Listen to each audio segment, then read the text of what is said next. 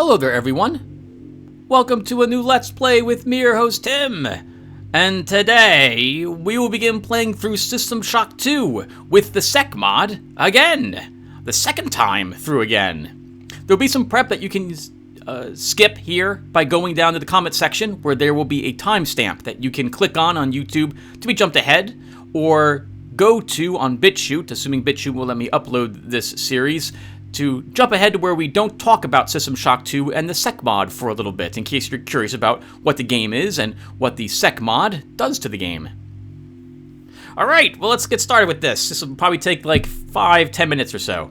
System Shock 2 is an old first-person shooter game made in 1999, if what we see down below is to be believed, by Looking Glass Studios, the same group that made the Thief Dark Project series.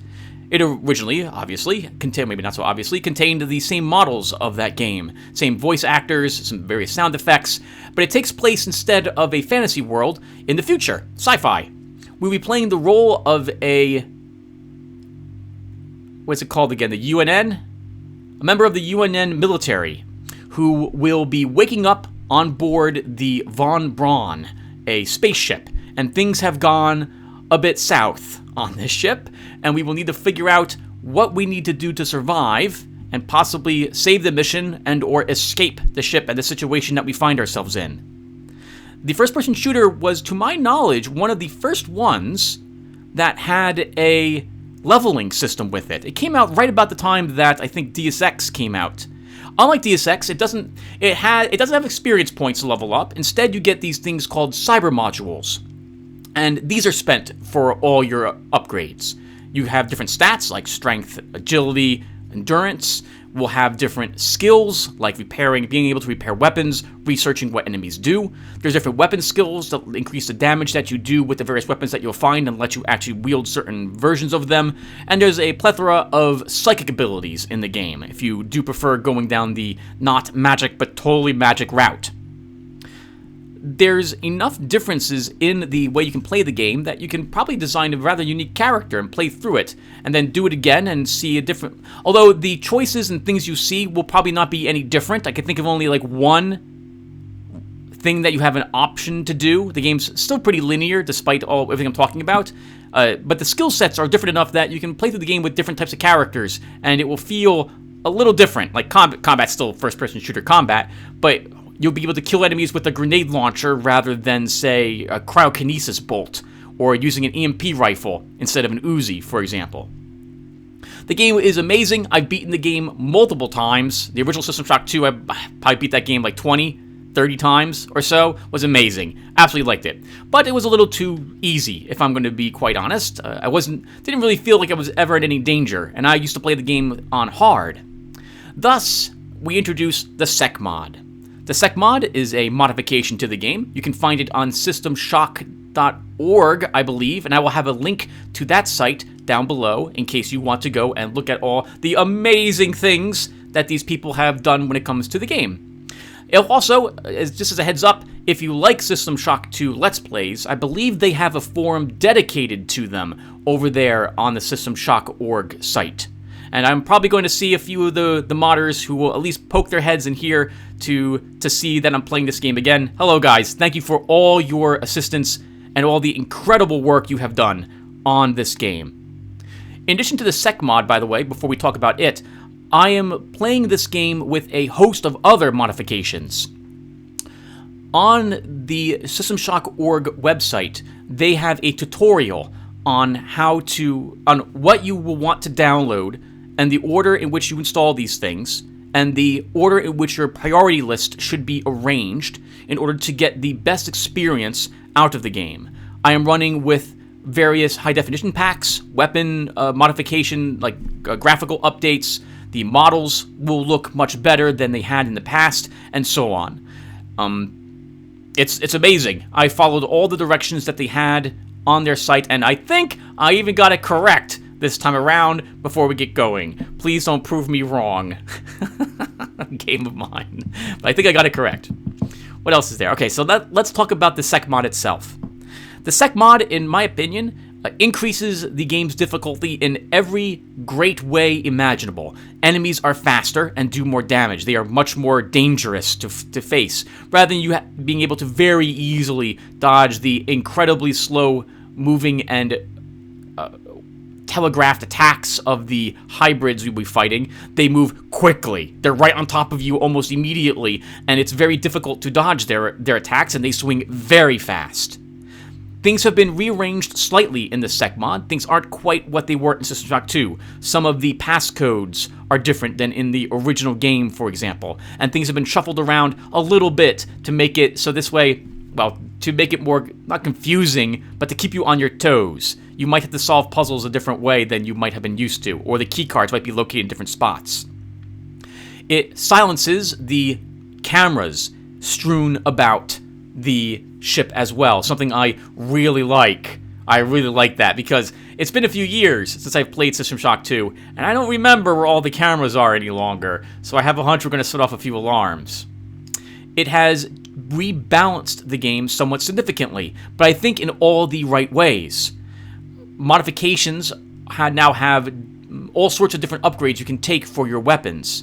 You will want to increase your skills to close to the max level to get the most benefit out of them. Weapons have been tweaked with different damage values and different even capabilities in the case of the, I think the, what is it, the worm launcher? Or was it the cannon?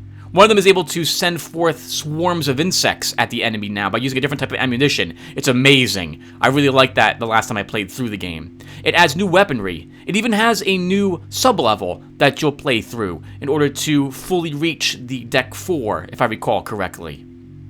Overall, the Secmod is... Oh, and it rebalances some of the psi powers as well. I think it arguably makes them all useful, as opposed to before where only a handful were in the original System Shock 2 game. Overall, I cannot say enough good things about the Secmod.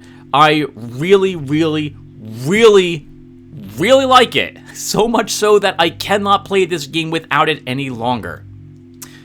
Okay, so with all that said, I'm going to quickly cut the recording here, go and check on my voice to make sure things are coming out okay, and assuming they are, we will start us up a new game. So I will see you guys in just a second.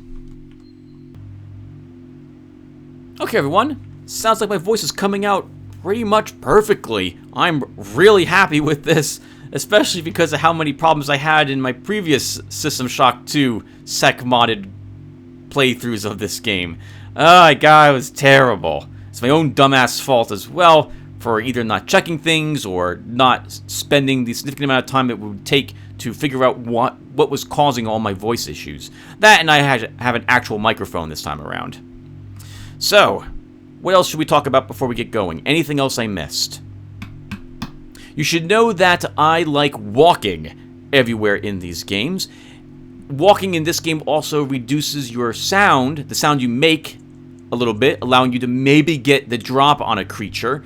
So there's a thematic reason for us walking, in addition to me just liking to do so. I also don't think it would be realistic for me to be racing through the ship, trying to run blindly around corners when I don't know what's around them. I might go ahead and run through areas of the ship that I've cleared before, especially if I'm being chased by something I really want to avoid, but otherwise, you should expect me to not do so. I'll be walking.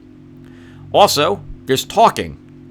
I know I have some viewers who want me to play this game as if it was a horror game, keeping the amount of talking I do to a minimum. I have others who really like listening to me talk and want to hear me talk through the game. I think we'll do some sort of weird happy medium where in areas that there's the fast-paced kind of techno music playing, like the first areas we'll be in, I'll probably do quite a bit of talking. And for other areas where there isn't that, like the cargo bays, which I find to be utterly terrifying to this day, I won't do much talking in those areas, because I think that's more thematic. So some areas we'll talk, some areas we won't.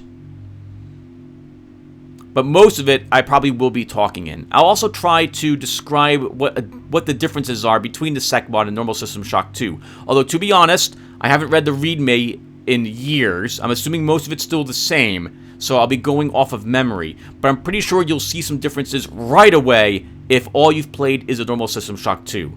And finally, with this said, it should be obvious by now, but this is a modded version of System Shock 2. So if you go and grab normal System Shock 2 from GOG or Steam or whatever it is you're going to go and get it from, know that it's different.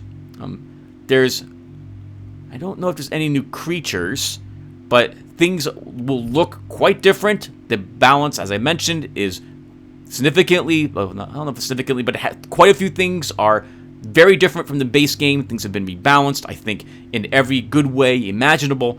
And so keep that in mind as we go forward with this. I won't be mentioning this as a modded version of System Shock 2 for any other of these videos. I'm assuming you guys will just see Secmodded and understand that is the case. All right. Enough babbling. Enough talk. Let's go ahead and start a new game. Right. Difficulty. As I had just mentioned, the Secmod is a significantly harder game than the normal System Shock 2 game is. It has increased the life of the creatures that we'll be fighting. It makes them more resistant to being stunned. It speeds them up. They do more damage. They attack much, much quicker, and some even have some nasty tricks. For example, well, we'll talk about the nasty tricks these things have as we encounter them. I remember them being some things being significantly more difficult than they were in the base game.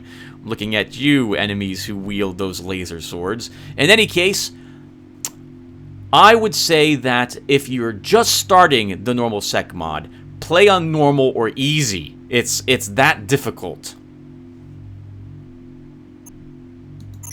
But I like playing the game on hard because I'm good at FPSs. I think you guys will be more entertained if I play it on hard, and because I'm prideful of how good I am in first-person shooters. There, I said it. That's right. You all know it. You've seen me play all sorts of games on hard right from the get-go, like Doom 2016, for example. Duke Nukem. I think Prey, I played on hard. And all the other FPSs I play, I tend to play on hard or immediately want to play on hard after I get used to the controls a little bit.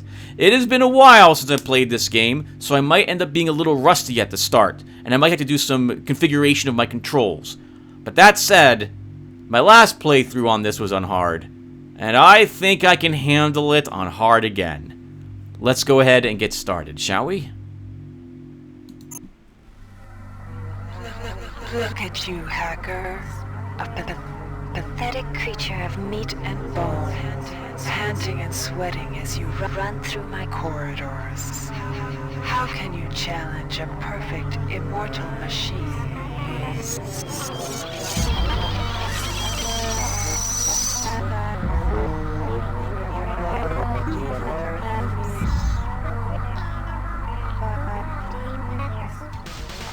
In 2072, a rogue artificial intelligence known as Shodan lost her mind. In her limitless imagination, Shodan saw herself as a goddess, destined to inherit the earth. That image was snuffed out by the hacker who created her.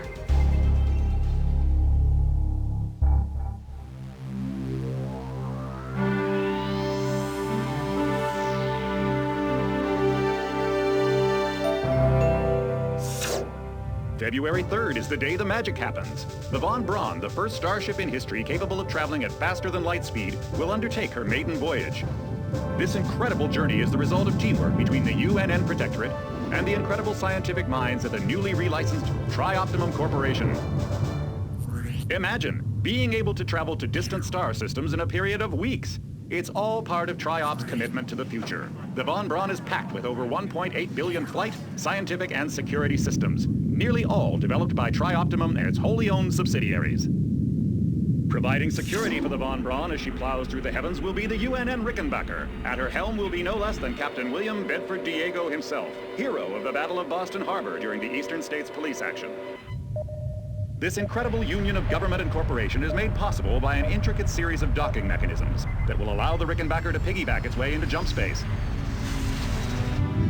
Sleek, fast, revolutionary. Who knows what wonders await our crews in the bosom of the cosmos? All we do know is that it's a great day for mankind.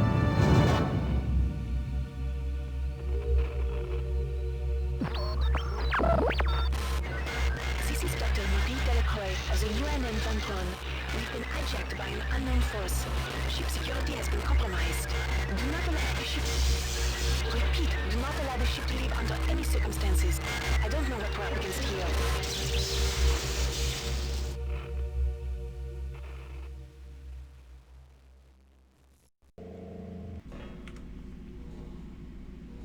Hey everyone! Alright, welcome to the actual game. You know, I never noticed it before, but the tram car that we're in, there's nothing to even sit down on in this. There's no poles to hold on to. This isn't the safest. I guess this moves really slow, or it's packed full of people normally. Judging from the fact it's really quiet out there, it must be like 3 in the morning or something. Welcome to the Ramsey Center UNN recruitment facility. Please watch your step when leaving the train. The grab shafts at the end of the hall will take you to the street-level training and recruitment center. Please proceed to the grab shafts. Oh, wow. I guess the only people who would take this train are actually here to visit the recruitment center. If we get an automatic welcome to the recruitment area. See someone pick the fight with the garbage can. There's needles outside of this. I guess some people needed some injected courage before joining the military. Let's say hello to the 2 guys who are working over here. They're probably making sure that the train arrives safely and are operating the grab shafts. That's some interesting pants they're wearing. It looks like it's see-through fishnets that these 2 gentlemen are with pockets. With big thigh-length pockets. I don't understand fashion. I'd be wearing jeans myself. Maybe jeans are just simply not available any longer. Step into the grab shafts to proceed to the street-level recruitment.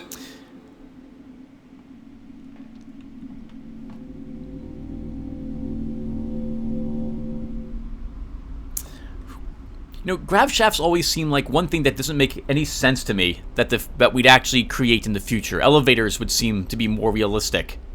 If only because what stops like a line of people from entering them? One person comes up here, then another person slams into them from below? What happens if they get jammed? If bunch of people panic and start running into them to try to avoid something? Just seems like it's fraught with problems. And we're going to say hello to the people in the Happy Noodle.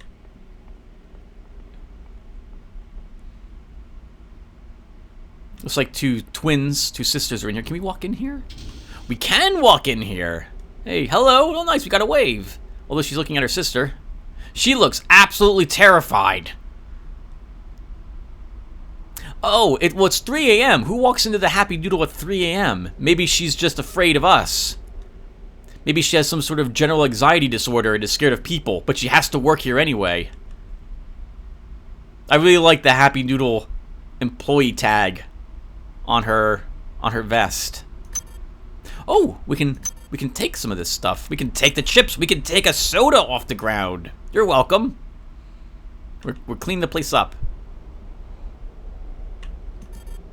Oh, if we had money, we could actually buy some beer or alcohol or something. I wonder if there's money lying around out here somewhere.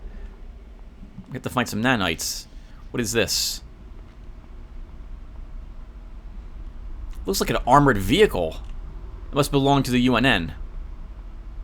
Oh, maybe... So she was working here. I don't think her sister has a badge. She does not. So her sister must work for the military and probably stopped off here to visit her. Try to help calm her down. Let her know that it's the first day, you'll be fine. Don't worry about the people. No one comes in at 3 in the morning. Then we walked in. Now she's trying to calm her sister down a little bit more. That's probably what's happening. We'll go with that. Before you choose your career, you'll want to learn some basic abilities. First, you should go into the basic training center. When you're done with basic training, proceed to the advanced training area. Okay, so we're going to actually skip the training in this episode, this playlist. There's probably all sorts of people who have done the training. I'll summarize it for you really quick. Basic training will teach you how to open up the inventory, how to move around, that you can use your mouse for mouse look, how to jump, climb ladders, pick up items, use your PDF player. Is that what's called? No, I said PDF. That's not. No, I think that's correct. You have a digital player that will play back pre-recorded messages. Teaches you how to do that as well, and how to mantle things and jump. If you've completed basic training, you're ready for the advanced lessons provided here. Advanced training will familiarize you with the 3 key areas of military service: weapons training, technical training, and psionics training. Approach the Cyberlink booth of your choice to train in that area. When you finish training in the 3 areas, proceed directly to the recruitment center to choose and start your military career. You're given the impression that weapons are for the Marines, technical for the Navy, and psionic skills for the OSA. But nothing stops you from taking whatever skills you would like on whatever type of character you decide to start the game with, just as a heads up. Weapons training will teach you how to fire weapons and how to reload both energy and ballistic weaponry, a pistol and a laser pistol respectively, and I think it might teach you about how to do maintenance on those weapons as well. Technical training teaches you how to hack objects, how it will teach you about key cards. You hack a key card, I think you also hack a replicator, and it also teaches you how to use replicators. Psionic skills teaches you how to use the, psi skills, which effectively is the magic of this world, and what it means to use a psionic amplifier. I, of course, have done this numerous times, so I'm just going to skip these as well. There'll be a link down below which will bring you to one of my other playlists, so if you really want to watch the tutorials, you can click on that and then watch me do the tutorials there. Here's where you make your choice, soldier. Here's where you enlist in one of the 3 branches of the military. Once you decide on your branch of service, there's no going back. A shuttle will take you to a UNN orbital space station, where you'll receive a briefing regarding your yearly postings. Good luck.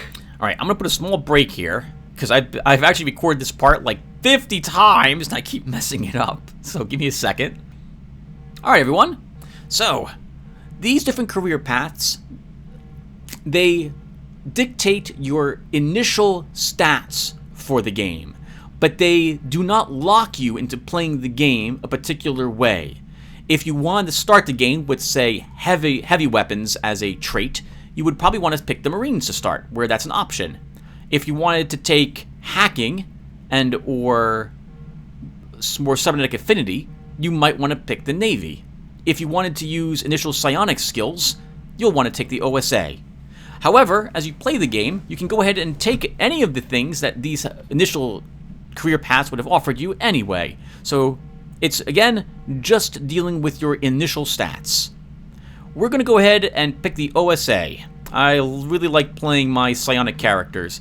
I do think the OSA is probably one of the tougher starts, given the absolutely low to non-existent weapon skills they gain during picking this career path. But that'll be something we'll take as we play. So we'll start with them. I think they're very powerful. I really like the psionic skills. So.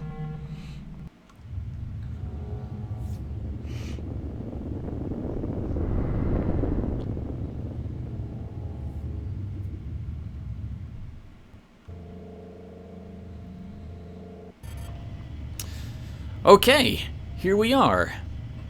If I made it sound like OSA is going to be tough, it is. On hard especially, this is going to be really tough to start with. But I think we can do it.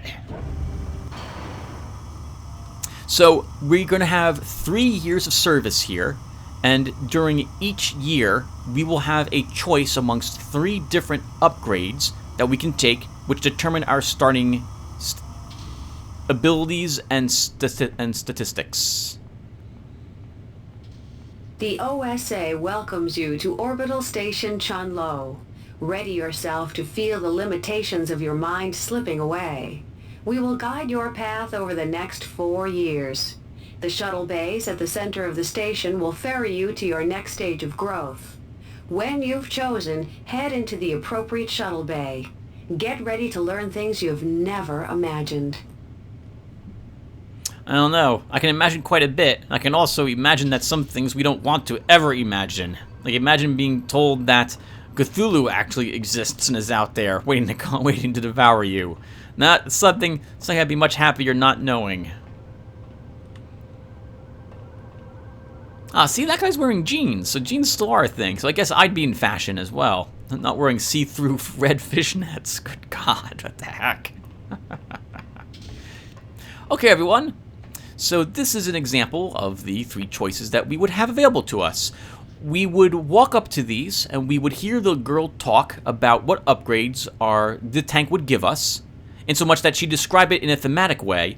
And the upper left-hand corner, we would see what stats walking down that hallway would give us.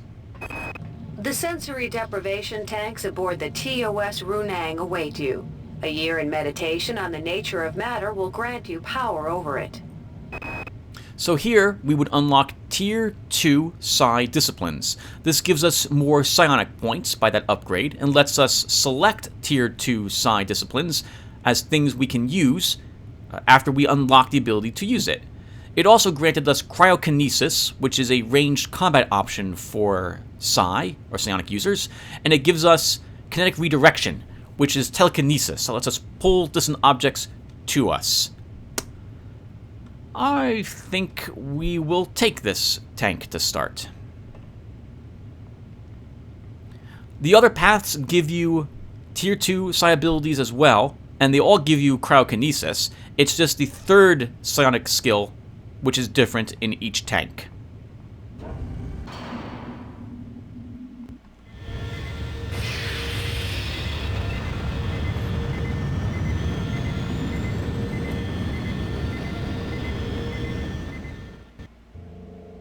Your year in the tanks of Runang is finished. Your will has grown.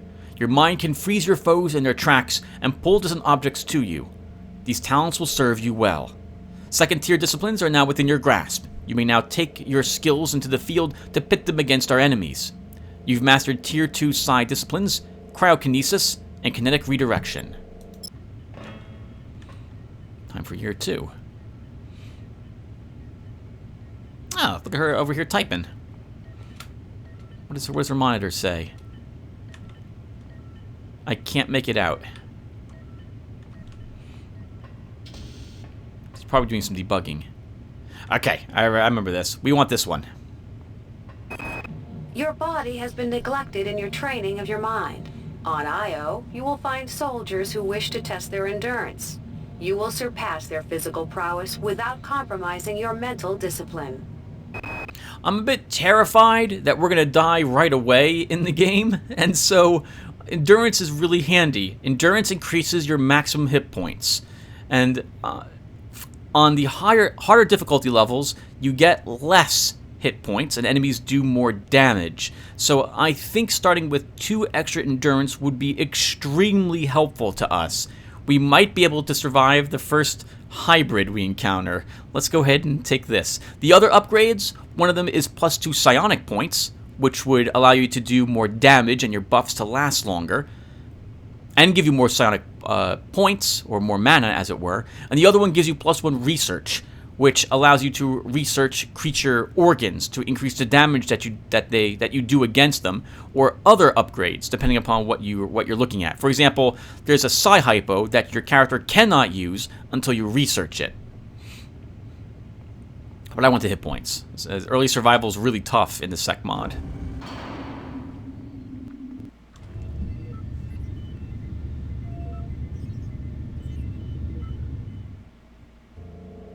You are directed to return to Station 7434A. Your year at the IO facility has reached its conclusion. You know now that the only real opponent is one who is more cunning than you. You use the cadets around you as prey and learn from their failings. You sense the struggle has greatly enhanced your physical prowess. You've gained +2 endurance. Oh, of course we'll watch this. Easter egg here, everyone. Watch that robot. Look at him.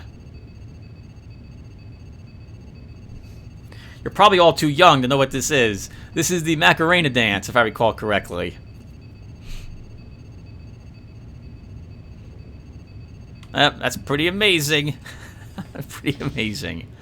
Alright, 3 more choices, and I already know which we want. We want the Selections Group Field Operations. In the grand scheme, individuals are no more important than pieces on a game board. Occasionally, it becomes necessary to remove a piece without disturbing the flow of the game. These removals will be done in silence and with complete secrecy. You shall spend a year learning these skills.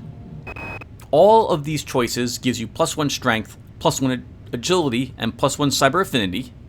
The only difference is the psionic skill that you gain. This one gives us something reflex dampening, neuron reflex dampening, and what this means is that, I believe, when we are using a weapon, while this buff is in effect, that weapon will not suffer from any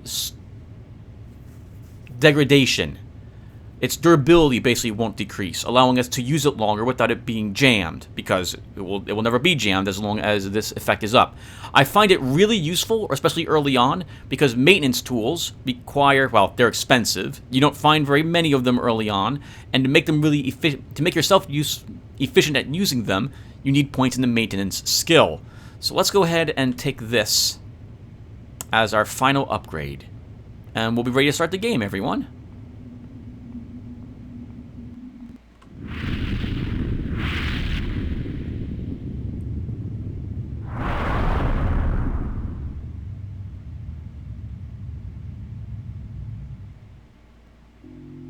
You are directed to return to Station 7434A. Your year with the OSA field base has reached its conclusion. You've enjoyed your power over life and death, and your careful moves served to prevent great chaos and further death. I thought that said pavement. You learned the art of deadly motion and the art of complete stillness. You've gained +1 strength. This will let us hold more stuff and deal a little more damage in melee. +1, I think it's also the requirement for certain armors and weaponry. +1 agility, lets us move faster, lets us swing faster. Also, I believe this is required for some weapons as well. +1 cybernetic affinity, this increases, this is generally it's used in a wide variety of things.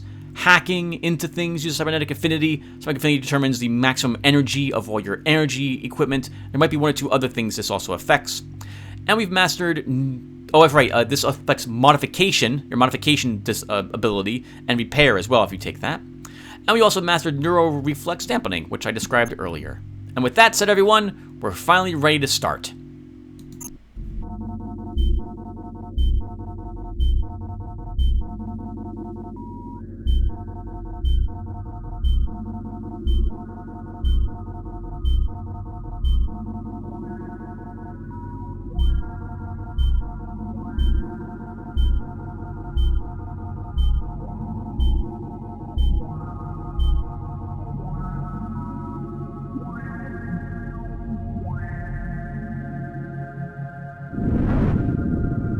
Shuttle A-138, you have clearance for landing on the Von Braun in Shuttle Bay 2.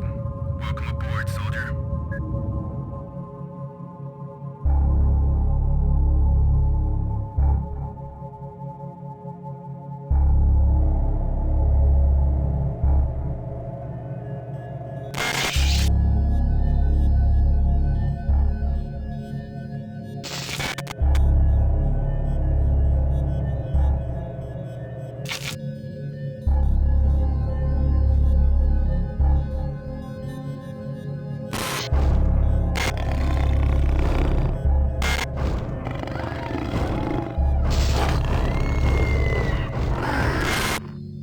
Reinitializing memory strings. Restoring patient memory. Restoring memory. Restoring memory.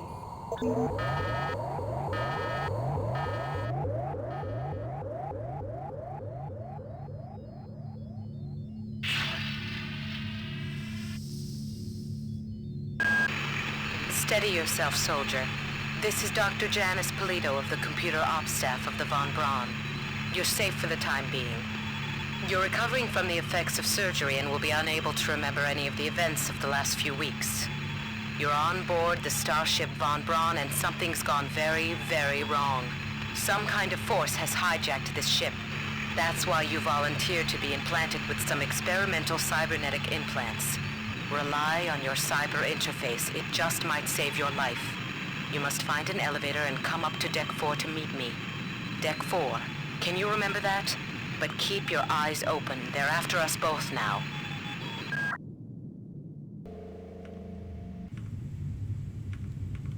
Okay, everyone, here we finally are on the Von Braun. Wasn't the introduction that I think our character really wanted to see.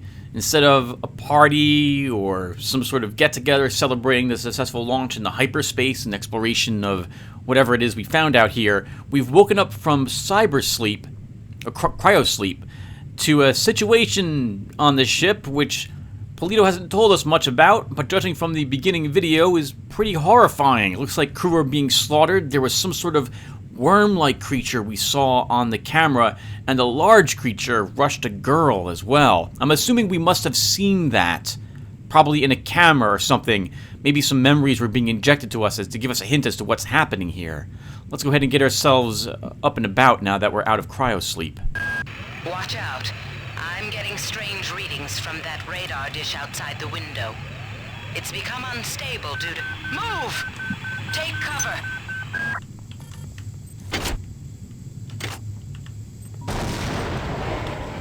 Critical decompression hazard in cryo recovery sleep.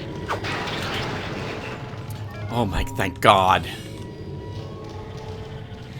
We saw those worms earlier on the camera. They are very dangerous in hard mode. The entire sector is depressurizing and the blue vacuum shield won't last long. Get through a secure airlock before you're sucked into space. Move it! Access needed. What the heck? Who puts a keycard up there? Great. Gotta change the access codes out of Cryo A again. Like I've got nothing better to do. I think Grassy just likes to make work for me.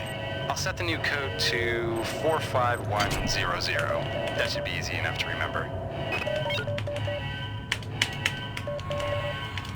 Oh my God! 45100, thank you. Couldn't backspace.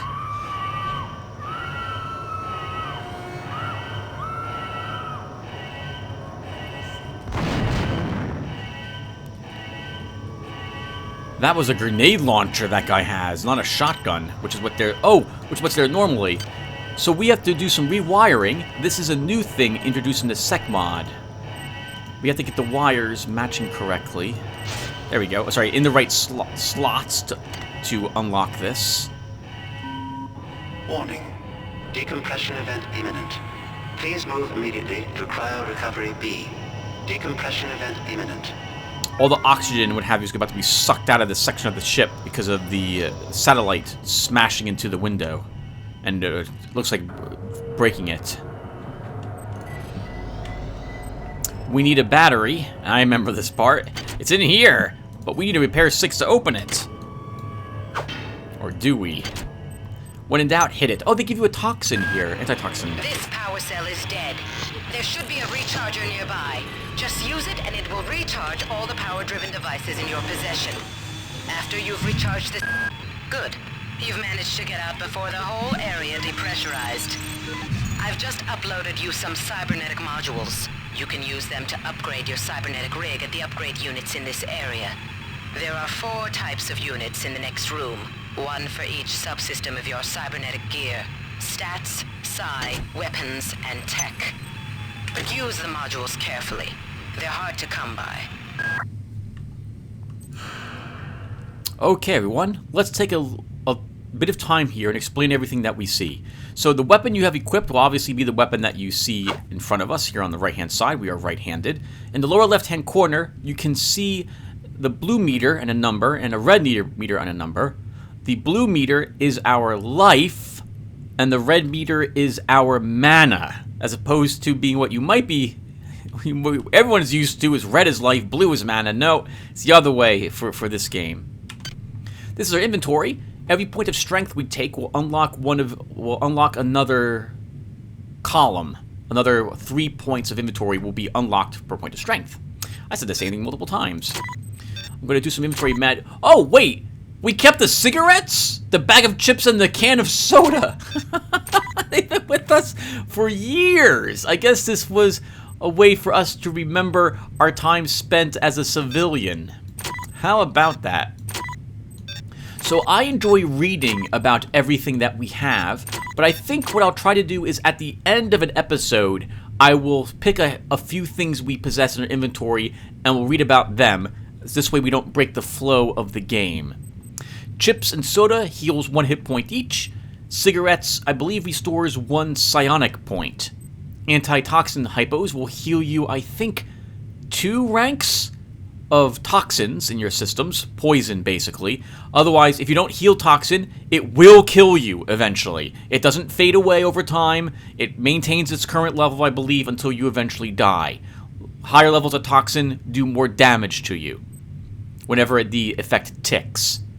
Medical hypos heal 10 hit points, I believe, and we need the psionic amplifier in order to use psionic skills. Let's go ahead and bring up a handful more things really quick. This is our PDF? PDA. I keep calling it PDF. Personal Data Assistant.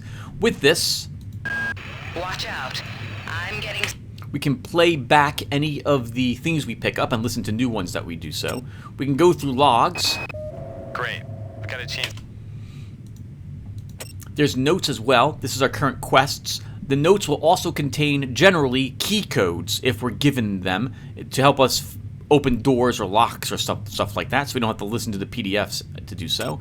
And help text, which I don't think we'll see any of this. It also has our list of key cards. We don't have any, and actually we have one for the cryogenics sector, and our MFD. This is where all of our current stats and statistics are located. Well, stats and statistics are the same thing, Tim. Your statistics are located. We have 2 points in strength, endurance, psionics, agility, cyber. Here's our various tech. We don't have any technical skills. We have no combat skills. And this is our psionic skills, or abilities, powers, if you were, magical spells. You can actually hotkey these, and I'm going to go ahead and do so. To hotkey a psionic ability, hold down Shift, and then press an F key, and that will link that skill to that hotkey. You can only link these skills to hotkeys. You can't link them to anything else. And I think this is the only way for you to do the hotkeys as well for your psionic skills. You can't do this in the key configuration. You have to do it through this. Connect redirection, and then we'll put this as make that F. Can I do F9? I can't do F9. Yeah, I can't do F9 for some reason. Alright, then we'll have F11. Can't do F11 either. So I guess this will be... Wait, I can't do anything. Oh crap. Let's leave. 1 second. I'm so sorry, everyone. I'm so sorry, but I really, really want to hotkey this to something appropriate. I cannot hotkey... Okay, something is horrifically wrong. Let me alt save really quick in case I've really managed to screw this up already. Hopefully that's not the case. Can I hotkey this? That's hotkey to F10. Maybe it is hotkey to F. Let's see. So if I put this up, F1, F. Okay, so it is hotkey to F9 as well. It just says F5 there for some reason. All right, let's go ahead and start playing. Oh, I feel so bad for these people. Look at the way their wrists are twisted. Looks like a piece of the ceiling fell on him, or a doorway smashed into him and killed him. And he was a psionic user as well, so he doesn't have anything on him at the moment.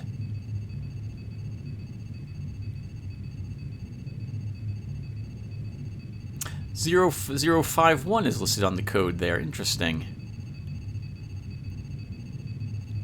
Not sure what these do. The information are help texts. They will teach you things that you might have skipped or still need to learn about the game. It's also very lucky we got a med hypo from that, because we're going to need it right here. The ship is falling apart. Cryo recovery. Oh, we're going to die, aren't we? Calm down, Tim. You just save the game. Worst comes to worst, you die, you just reload it. So do you see these bodies? See that body? Right there? It scared the living hell out of me the first time. I'm ready for you, sir. Oh, thank God. Oh, okay. This is a hybrid. We'll see plenty of these guys. We'll take another pack of cigarettes. Do they stack? They don't stack. And he had a hybrid organ on him. We don't know what it is. It says unresearched object. And we can't research it at the moment. We need a research skill of 1. So we'll just have to hold on to it. Let's search this guy. Nothing on him. Really? I thought there'd be cyber modules on him. He must be located someplace else. Oh, this sucks.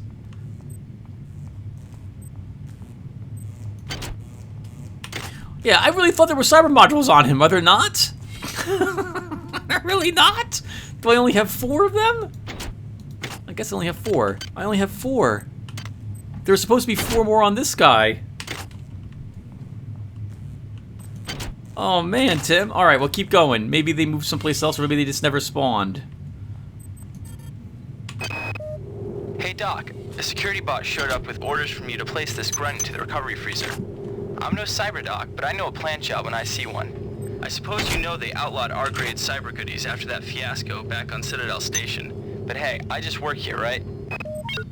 We will be listening to all the pre-recorded messages as well. They add some theme and some background to what's going on in this location. So, new to the Secmod are empty hypos. Whenever you use a hypo, you will empty it and you will gain an empty hypo. These can be used if you have the Tinker trait, if I recall correctly, or passive ability, to create other hypos with them. I do plan on taking that upgrade. It's incredibly useful, and I like showing off the modification that was done to the game to add that. Oh, we have 4 cyber modules. We're going to spend them. Let's go ahead and... Oh, I should explain what these are first. So here you can see the cost in cyber modules to take the upgrade, and what the upgrade will do over here. So we'll go ahead and take Psi from rank 1 to rank 2 for 4 cybernetic modules. Maybe the cyber modules are only on that guy on normal difficulty.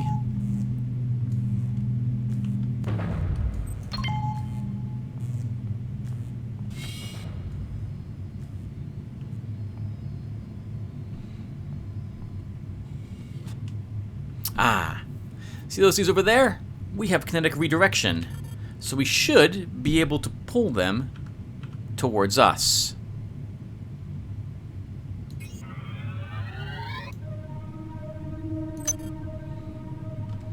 Pretty neat. You can see the buff is still in effect, although if I think if I use it again and it runs out, if I was to pull this one forward as well, it might fall to the ground before the buff finishes. I should also explain what I'm doing right there. So to use a psionic skill, you hold down the left button and that meter slowly fills. If the meter is in the yellow part, it will be as if you had your current psionic stat is 2 points higher for the effect. So you almost always want to get that meter to end up in the yellow bit of the whatever that is. You always want to try to get it in that spot. A coffee mug, we don't need that. We can't search this guy. Oh god, he looks terrified. I guess he died inside cryosleep. With the storage, cryo storage.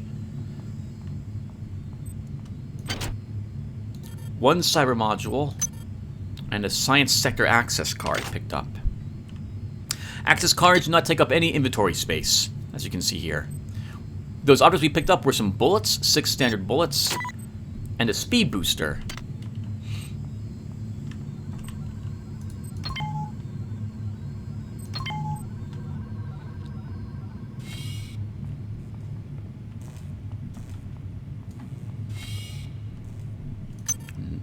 Another health hub. We can pick up debris? That's interesting. I don't need the debris. Let's move it over here. Just drop it.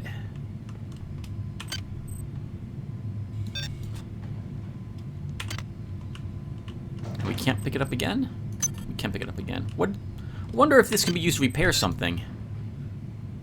We'll just leave it down there. Oh, they're quiet. Looks like no one else is waiting in cryo storage. Everyone else is dead.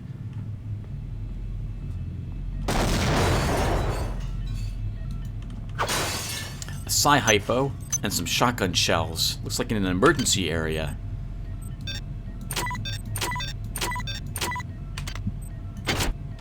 10 nanites. Nanites are used to both perform various functions on the ship and purchase things. They are the money in this world that we will be using. But again, they're also used to make weapon modifications, to hack things, so they have more use besides just as cold hard cash.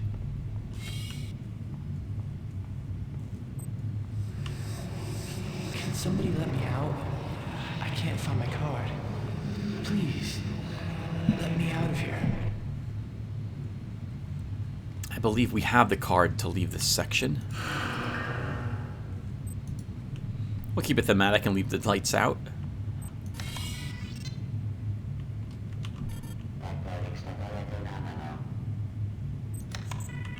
Can't shut the door. Well done. I'm uploading some more modules. What happened to me? But we do not welcome you.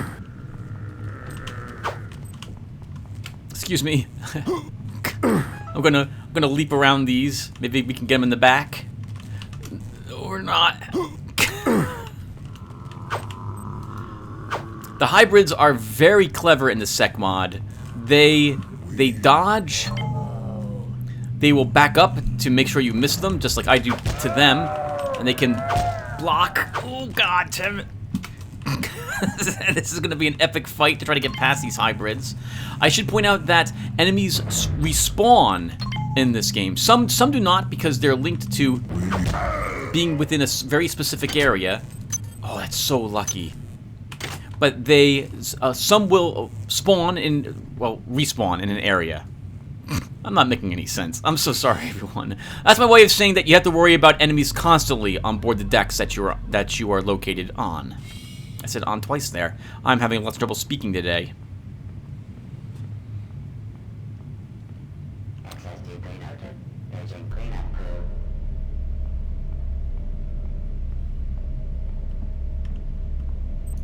That insipid computer Xerxes has shut down the elevator as well. You can transfer power at the engine core on Deck 1, which will get the elevator up and running again.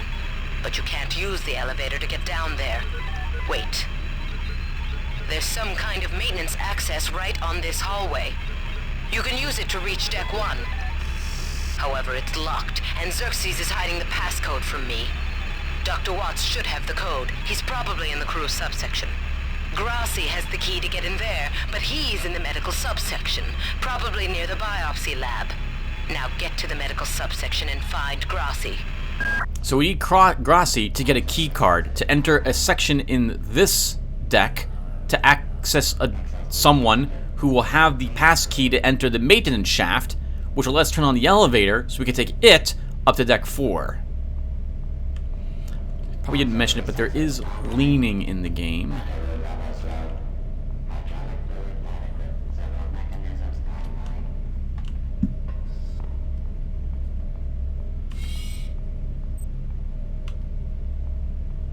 Oh, I have the music turned off, everyone. Oh, 1 second. We should probably put that on. Let's see.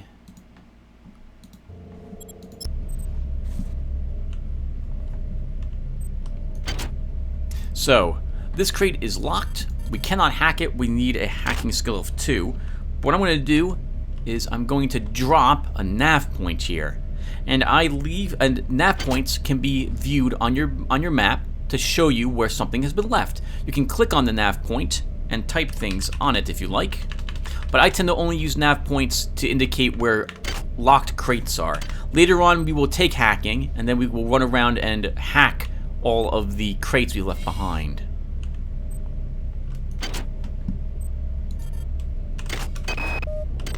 Why is it that no one listens to me? The security protocols on the Xerxes system are clearly immature. Some idiot hacked into the primary data loop last night and made Xerxes sing Elvis Presley songs for 3 hours. I finally had to pull the voice subsystem offline. What would happen if someone with a real agenda got into him? Items that are left on bodies will vanish when the body despawns. If you take the item, though, from the body and leave it someplace, the item will remain around.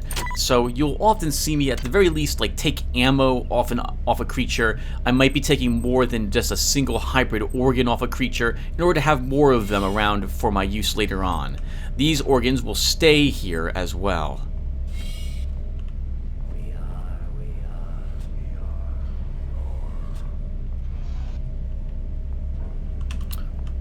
It totally saw us. I think it did. Oh, maybe it did. It's out patrolling. I'm sorry. Good dodge there, sir. Ooh. Took a hit. We'll drink some juice. Items on creatures are also randomized.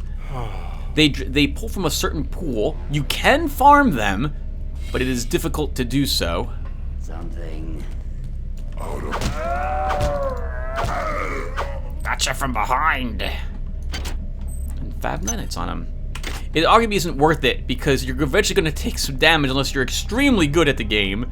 And like farming medical hypos, if you take a single hit or two, medical hypo won't heal that much. So I don't know if it's worth farming them. I got called up around 0430 to help unload the shuttle coming back from Tau Ceti. Kerenskin was there alone. Jesus, what the hell happened to him? He'd lost most of his hair, and you could see these lumps on the side of his neck. And that smell. I told him he should go see Dr. Watts, but he told me to mind my own business. Well, la-di-da.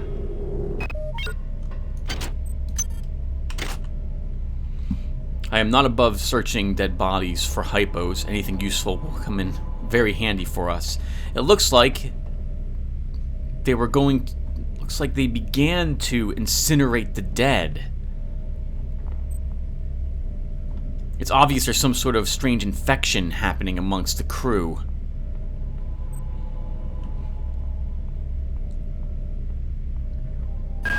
On most decks, you'll find a quantum bioreconstruction device. Xerxes shut them all down, but I've discreetly put them back online. You'll need to interface with each machine locally to provide a quantum entanglement sample. Once you do that, the device will be able to rebuild your body essentially from scratch.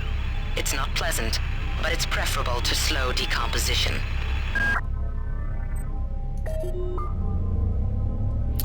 From now on, when we die in this section of the ship, we will be able to be resurrected at this location for the cost, I believe, of 5 nanites. I kind of wish there was a different way that this would work. This lets you kind of abuse the system, but when you are resurrected, I don't think you start with full life and mana. I think you have a fraction of it, if I recall correctly. I will be attempting to keep myself alive no matter what, and will do my best to not abuse the resurrection system in the game. I think it's funner for all of us if I do that. Oh my god. He hung himself and was scared at the same time. He might have only just barely got that off. Looks like he took a big hit in his chest as well.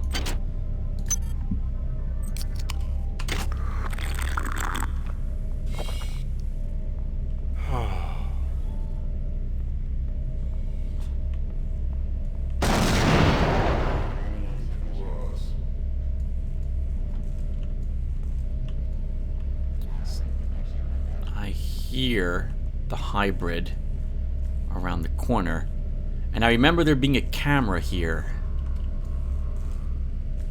There it is. Cameras in the Secmod do not beep if they see you. They are completely silent, which I very much like. We do not welcome you. It's okay. Someone else did already.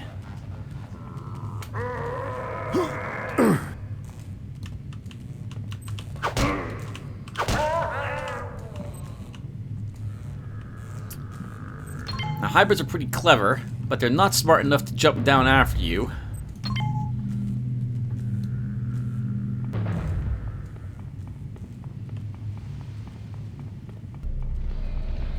This feels like this just happened. It will. It will die! Is what it will do.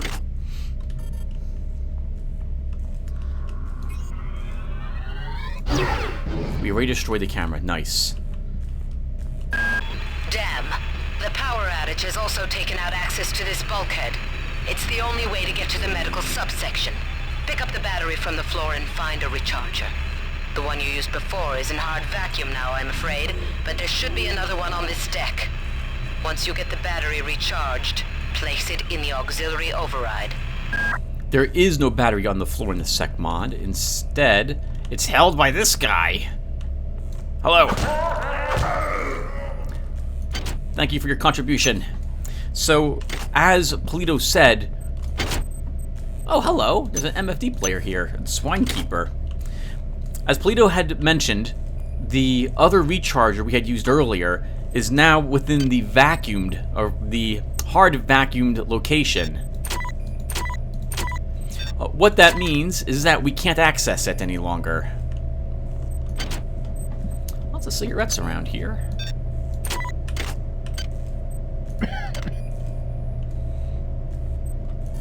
In the base game, I believe cigarettes just reduced your life by 1 and didn't have any benefit. In the Secmod, they actually let you restore 1 psi point for the cost of also 1 health. I don't know why they actually damage your health. It seems... I mean, these must be really, really delicious cigarettes if they're going to do that much damage to you. Marie, I've got to restrict access to engineering until we can figure out what to do down there. It's just too hot. I don't know where all the hazard suits went, so I'm reduced to bringing down an armful of rad hypos. Those damn things always give me a headache.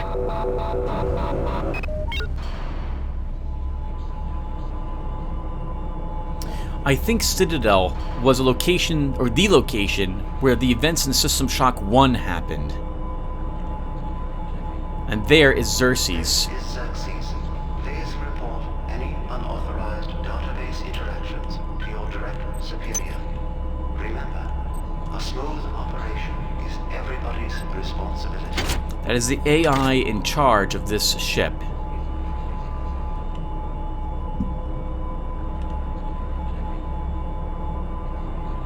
Bit of a spray paint problem there. Let's see. Oh, a very good pistol. We'll talk about weaponry and... God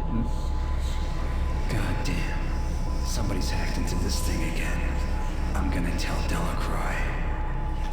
weapon degradation and what have you when I'm actually able to use them. I can't even use the pistol because I do not have a standard weapons of 1. Hi there. Please make your selection. We have 45 nanites, so we can purchase some of this stuff if I so wish, but I don't think we need any of it at the moment.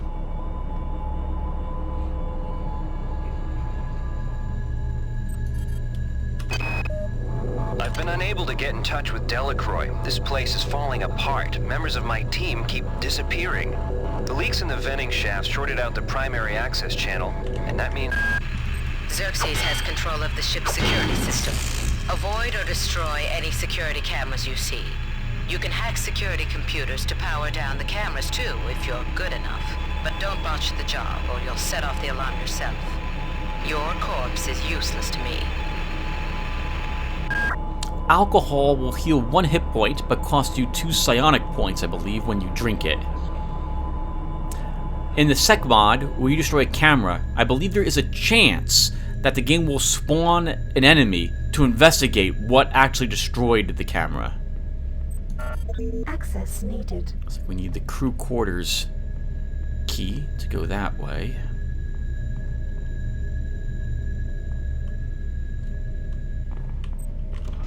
That is a security turret. A scramble grenade. Hello. We'll take you. Scramble grenades, I believe, work similarly to how they worked in Deus Ex. They're a new thing added in the Secmod. I believe when they're used against a robot-like enemy, they will cause it to attack friendlies or enemies. Us or enemy hybrids, for example, that are running around. I think they can also be used on crates to automatically open them up in case you don't have the hacking skill. Now, I'm going to wait here until I hear that turret go back into... I guess until I hear it deactivate. Shouldn't take too long.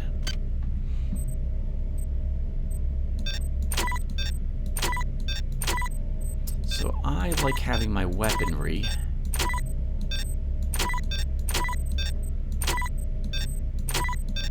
here.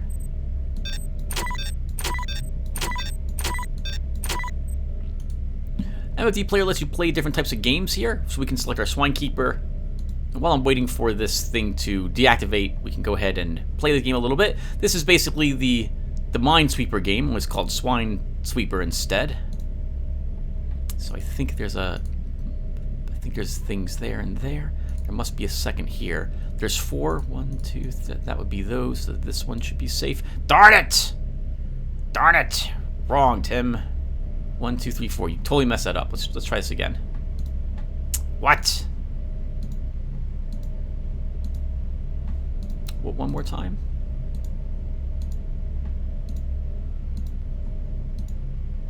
Okay, there's definitely a mine there. There's 3 here and 1 here. So one of these 2 spots is safe. The other is not. There's a spot there. There's a spot there. There's a spot there. There's only 1 here. Shouldn't be that spot. 1 there. Should not be that spot. 2 here. I'll risk that 1. That's safe. So 2, 3. There's 1 somewhere here.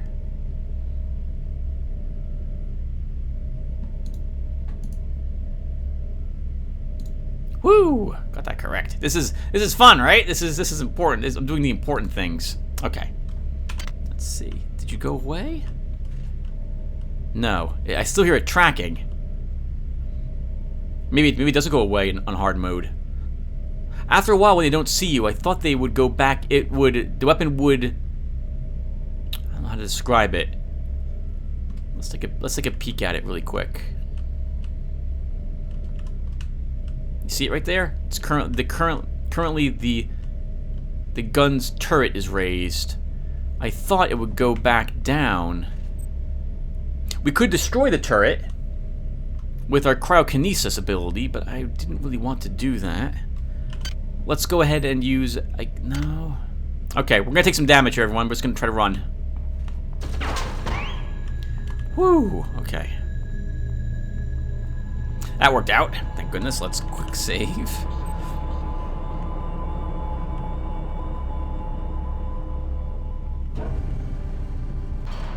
There is another camera way down here.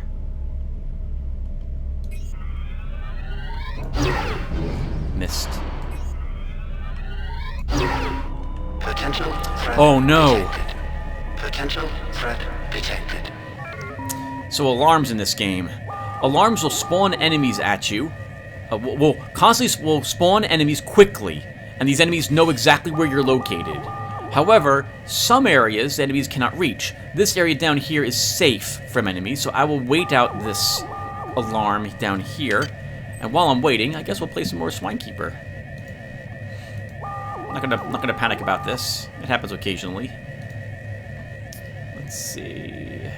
2. There's only 1. That must be. That's one we can touch. 3. Safe. Oh, sorry. 1, 1. 2. That must be 1. This is safe.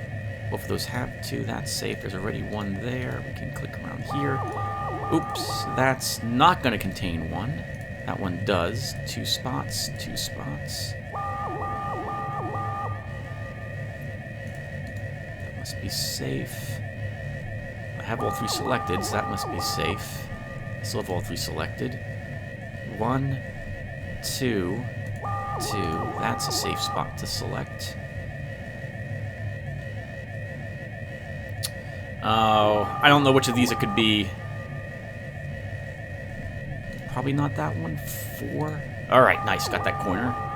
So this is 2. That means that's... Ah! Darn it. Darn it. So close. So close. 20 seconds left. We'll just wait. only have 5 cyber modules. I really thought this guy had 4 cyber modules on him. He doesn't have it. It's so annoying. I thought you got 8 right at the very start of this.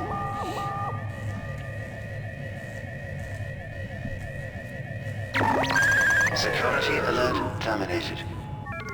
Oh, wow. I don't like it. So, it's a good thing, I think, that we didn't take remote electron tampering. I do not like that ability. So the timer lasted for 110 seconds.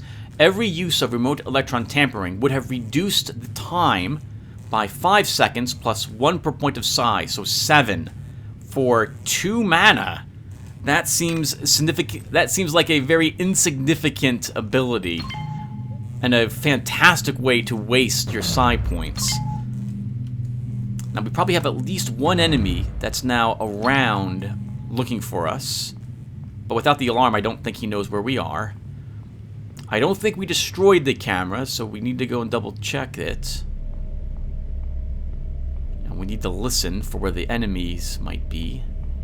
Let's double check. Did I get it? I did not, and it saw us immediately. Let's wait a little bit. Sorry everyone, kind of boring, I know. Why is the music not playing?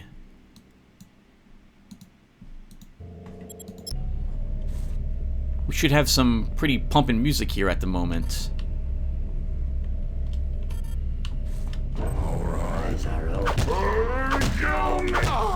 I was hopping mad. I think that was the thing that spawned to try to kill us. We'll smoke that cigarette to recover some. Tim, what are you're running? You shouldn't run. No! Oh! Oh, Tim died. Well, I realized I shouldn't run the moment I did because that's a grenade launcher, so that's pretty much an instant death on us.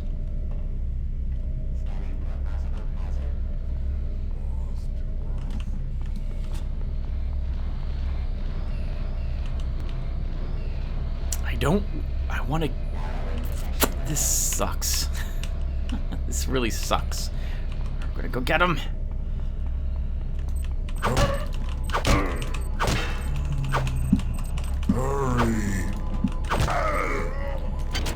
Okay, well that was super awkward. He still has that grenade launcher. I guess we'll take it. Oops, wrong button's being pressed. Let's smoke. Have a psi hypo. And we'll try to destroy this stupid camera.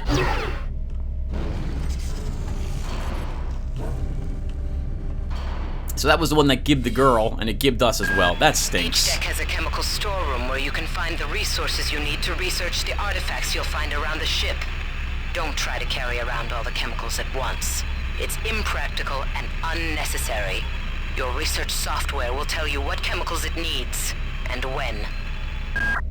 Alright, so if we will be picking up research at some point, and to research some objects we require certain chemicals to complete the research task.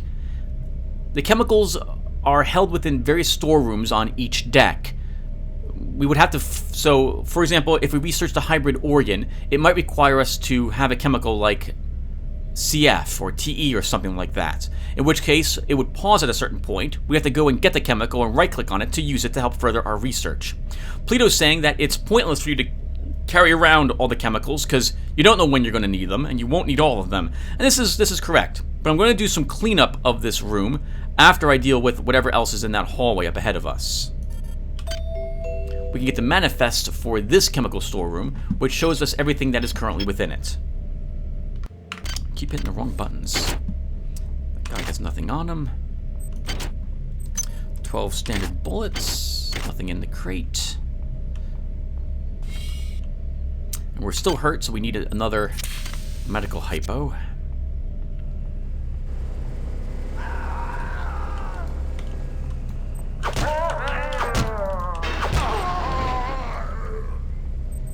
Whew.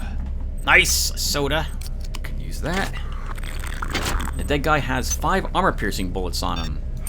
Okay, so what I'm going to do now, everyone, is I'm going to go off-screen very quickly to do some management. Because I tend to use this room to store everything I want to utilize, but not carry with me. So give me a few seconds and I'll be back. Okay, everyone, all done. So the room now looks, I think the room looks very nice and clean as it can be with all the garbage all over it. But we have our pistol and ammunition for it, our grenade launcher, our scramble grenade, and I've moved all the chemicals out here facing the entryway so I can see what they all are in case I decide I want to use them. There is my press button. All right, let's see what's down here. Maybe we should clear out that enemy first.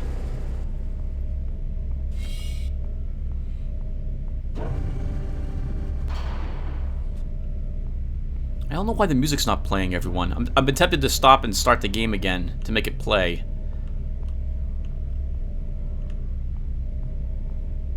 Here's where the grenade launcher guy killed that girl. I see you.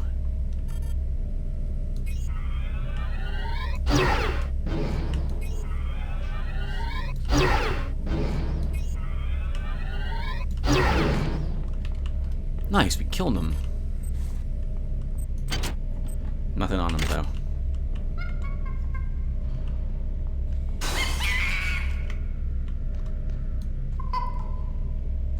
A new enemy for us, everyone. They're a bit more dangerous in this Secmod.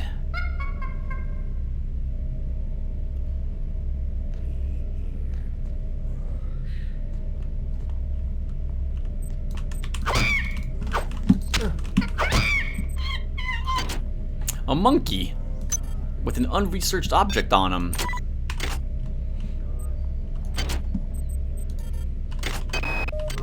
Ever since we reached Tau Ceti, the lab monkeys have been acting strangely. Nurse Lesser picked one out of a cage to be brought in for vivisection, and the rest of them, I mean the entire group, stood up on their legs and howled. This wasn't just a random display. It was a protest. Trioptimum seems to have been experimenting on monkeys, in particular their brains.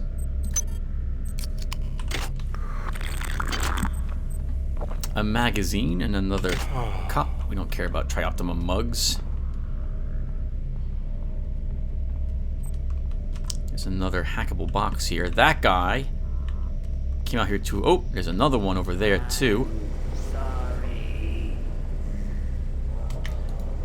That's the panel I wouldn't mind being able to access, but I can't drop down to it, and we can't destroy this. Looks like there's a dead body down there. I wonder if I can I destroy these?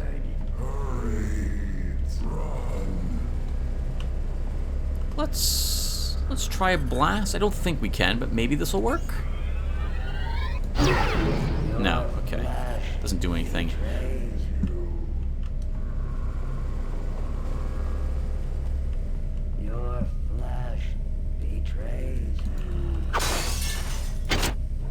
Dead body, nothing on her either.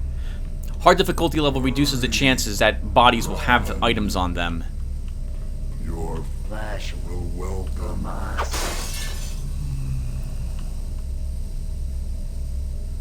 My god, you are terrifying looking. Look at the long fingers that guy has, too. He's furious.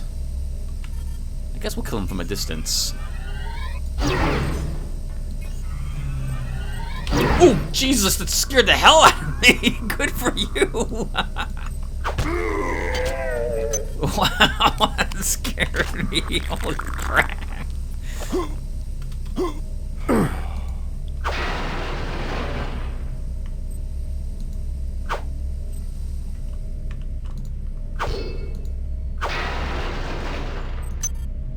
Another med hypo.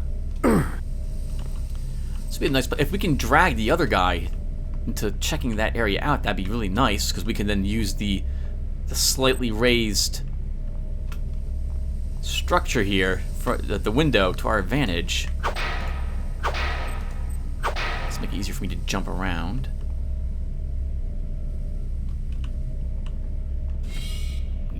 He's probably right on the other side of this, isn't he? He is.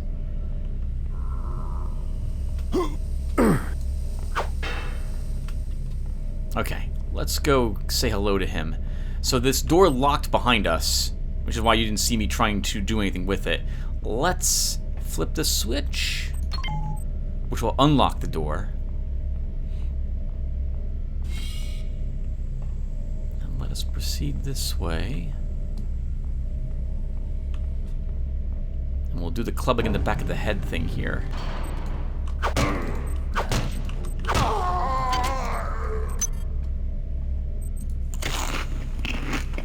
Almost back up to full life. Nice, we recovered from dying. That's so embarrassing to die so early in the game. But it is... Secmod hard is very tough, especially for psionic users at the beginning. I kind of suspected we would struggle very early on. Nothing on that body. These missions should have been scrubbed before it left Earth. We've been unable to contain the reactant coolant leaks on Deck 1. I've put an order requiring hazard suits down there. I know this will cause a panic, but it's better than giving everybody radiation sickness, don't you think? Yes, you can set enemies on fire in this game. It is amazing. Well, that was set on fire because of the explosions that happened here. Nice, we get some free bottle of juice. Nothing else here. I've marked, we have another crate to open. Crates, some of them have, I think, fixed things in them, but most, I think, are random.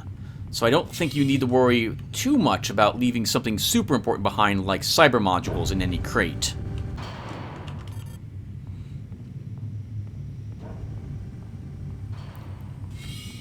We don't have a key card to open that other door, so I guess we're going back to where we saw all the chemicals. Oh, we have a respawn here. We are alone. The many sings to us.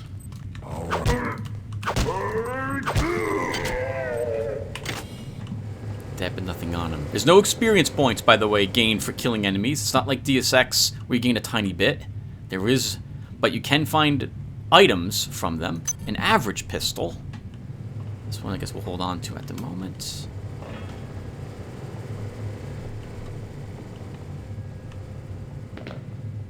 Some alcohol.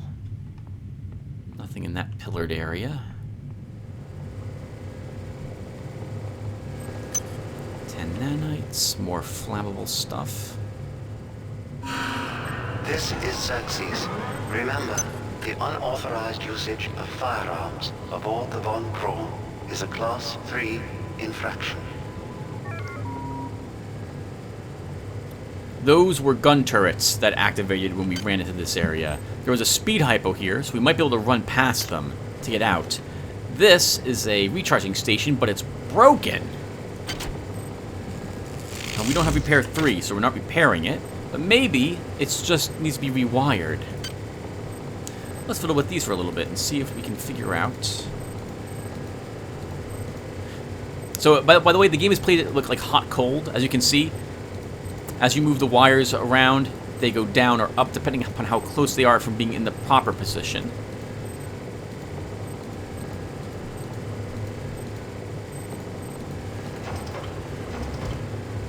Oh, another one's still wrong, huh? There we go. Nice.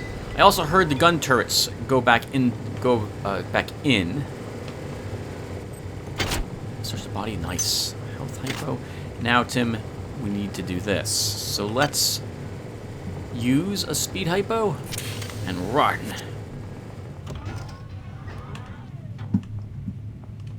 Nice. That was a piece of cake, kind of. That also let us recharge the battery that we had on us. Let's bring this back.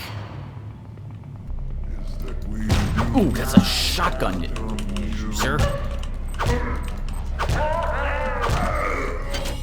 Took a hit. That's going to be a frequent thing for enemy shotgun wielders. Shotgun hybrids. You are another jerk. 5 nanites on you.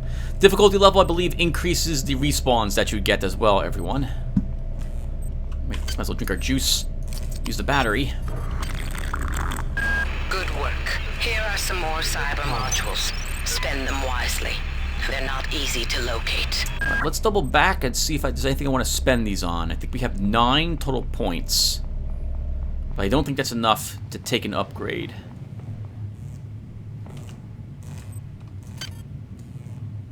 No.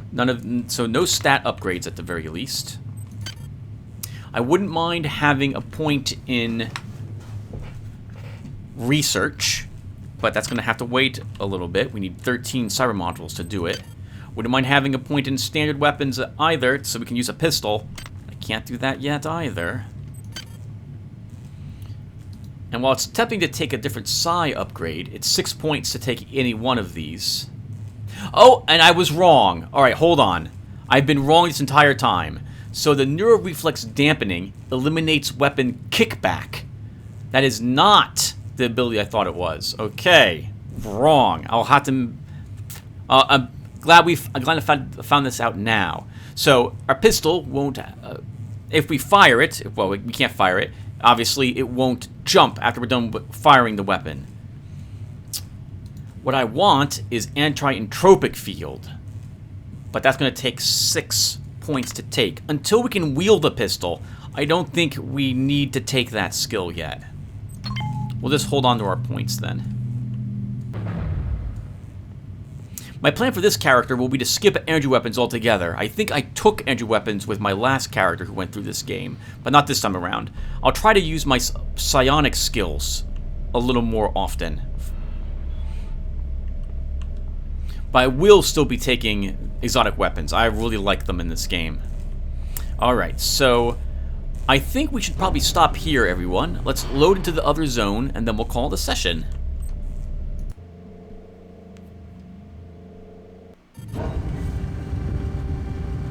That's a nice touch.